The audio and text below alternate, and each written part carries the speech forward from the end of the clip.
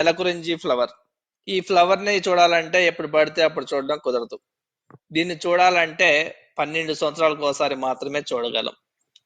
పూర్వం అంటే 2018లో ఈ పార్క్ లో ఈ ఫ్లవర్స్ పుష్పించాయి. మళ్ళీ వీటిని చూడాలంటే మనం 2030 వరకు ఆగాల్సిందే. అది కూడా మీరు ఆగస్టు అక్టోబర్ నెలలో మాత్రమే ఈ పార్కుకి వెళ్తే మీరు చూడగలరు.